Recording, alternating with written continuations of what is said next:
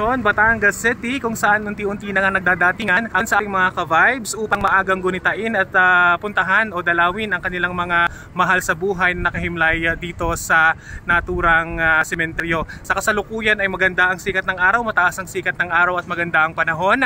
At kung ating mapapansin ay nandito na rin yung ilan ng mga booth ng lokal na pamahalaan ng lungsod ng Batangas para umasiste at tumulong sa ating mga ka-vibes na dadalaw dito sa sementeryo. Nakikita natin dyan sa likuran ang booth ng Batangas City Disaster Risk Reduction and Management Office.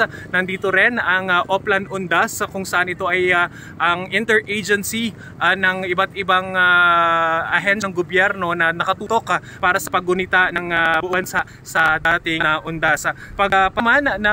Kung kayo ay papasok dito mga ka-vibes ay mataas ang seguridad at sinisigurong ang lahat ng mga papasok ay walang dalang mga ipinagbabawal na gamit tulad ng mga matatalim na bagay, alcohol at maging mga speakers, mga malalakas na speaker at mga baraha o mga gamit pang sugal mga ka-vibes ay bawal dalhin dito sa loob ng sementeryo. At hindi rin dapat mag-alala ng ating mga ka-vibes kung sila ay mag-overnight dito dahil ayon sa pamunuan ng nasabing sementeryo ay pwedeng mag-overnight hanggang November 2 at pagpatak naman ng November 2 ay bukas ang sementeryo hanggang alas 10 ng gabi. Pwede rin silang mag-extend kung gusto nilang mag-extend pa ng November 2, kailangan lang nilang makipag-ugnayan sa pamunuan ng sementeryo. At syempre kung kayo mga ka-vibes ay nag-aalala kung kayo ay magugutom o kung kayo ay magdadala ng mga pagkain ay hindi na kailangan mag-alala pa dahil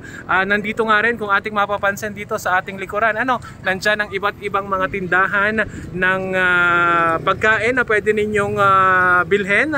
At syempre ay kung kayo po ay pupunta dito sa sementeryo ay tingnan din ninyo ang lagay ng parking dahil sa kasalukuyan medyo maluwag pa, marami pa tayong mapaparkingan, pero inaasahan po na sa darating habang humahapon at hanggang bukas ay maaaring maubusan na kayo ng parking. Kaya naman mga ka-vibes, ingat-ingat po tayo ngayong araw na ito at kung kayo po ay dadalaw sa inyong mga mahal sa buhay ay inyo pong planuhin ang inyong mga ruta dahil may mga kalsadang isasara sa mga lugar na malapit sa sementeryo. Tutukan lamang ang Facebook page ng TDRO para malaman ang mga isasarang kalye dito sa Batangas City.